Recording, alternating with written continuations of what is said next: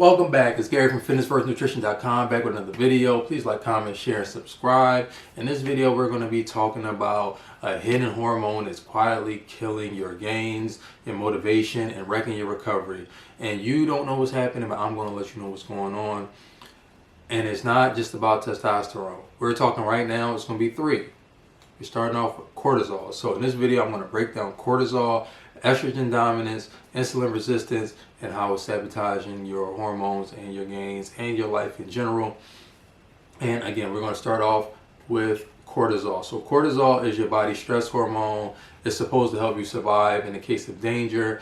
But today, we're constantly stressed. So whether it's because you have bills you're stressed out about, lack of sleep, work pressure, your girlfriend's annoying you, your wife's arguing with you, your neighbor's playing loud music all the time, your kids keep asking you for stuff that you can't afford. Cortisol is never shutting off. So high cortisol literally will shut down your testosterone production. I'm gonna shut it down, I'll slow it down, and it'll eat away at your muscle tissues for fuel, and it increases body fat. So, and it really increases the stubborn body fat that's going to give you a heart attack or a stroke down the line. You know, the one around your waistline, your visceral fat, that science has proven is an indicator of diabetes, heart disease, stroke risk, and heart attacks, and the list goes on. So have you ever noticed that as some men that they train really hard and they just never seem to look lean and they never feel energized? They more than likely have an issue going on with their cortisol, or one of the three issues that we're going to talk about. So we're going to talk about estrogen dominance next. This is number 2 right here.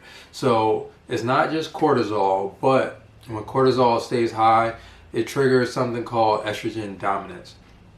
Men are higher in testosterone, they're lower in estrogen. Women are higher in estrogen, they're lower in testosterone. We both have both hormones, but we have different amounts in our systems. So where your body produces or holds on to too much estrogen compared to testosterone, that's called estrogen dominance. And imbalances, it causes mood swings, fatigue, man boobs, stubborn body fat storage, which is that, you know, that visceral fat, that bad fat that's going to take you out of here early, especially in the chest and the lower stomach. Get that little pouch down there. Women ain't the only ones to get that pouch. And men, you got that pouch, you might have a little something going on with your estrogen. And it's also one of the reasons that you guys are out here just arguing and just lack such impulse control. Your moods are just here and they're there, and you just boom, just easily triggered.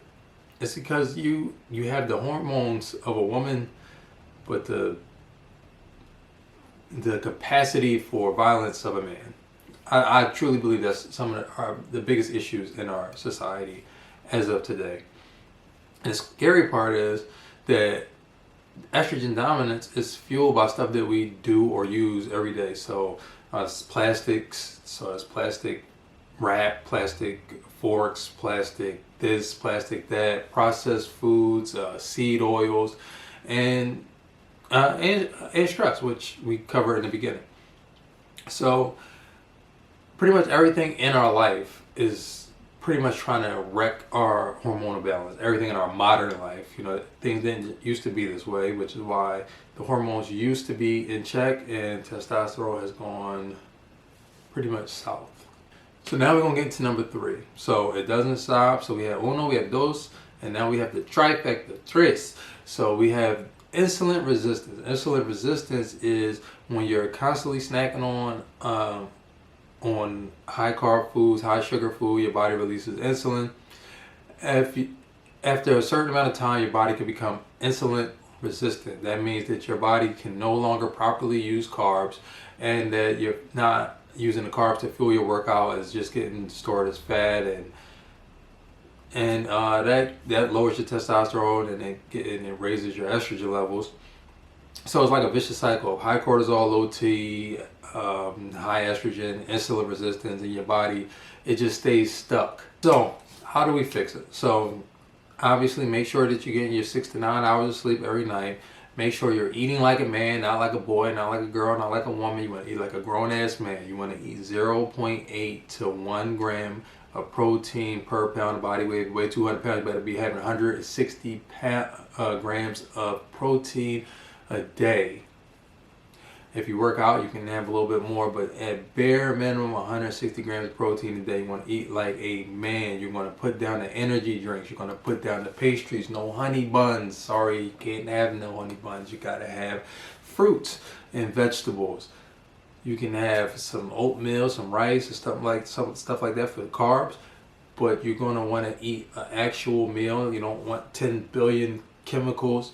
Some of them also ruining your endocrine system and lowering your testosterone and raising your estrogen. Try to stay away from soy and what's the other one? Flax seeds, I think, are pretty high. It's either chia seeds. Stay away from chia seeds and flax seeds. It's one of the other. I can't remember off the top of my head, but just stay away from both of them. They're really high in estrogen. Chickpeas, high in estrogen. You want to stay away from those things. So number 3, you want to lift weights, and you want to lift weights with intention. You don't want to just go in there just playing around, little baby weights. You want to lift heavy. Don't hurt yourself. You want to lift within your means, but lift a challenging amount for you. That's a great way to say it. So resistance training, it will help reset your hormones and help raise your testosterone and lower your estrogen. Step 4, you want to cut out endocrine disruptors. That means things that will, your endocrine system pretty much is your hormonal system, we'll say, for the sake of this. So they have things, again, like plastics, even some of the polyester that you may wear, your underwear. You want to remove as much stuff as that as you can. You won't get rid of all of it.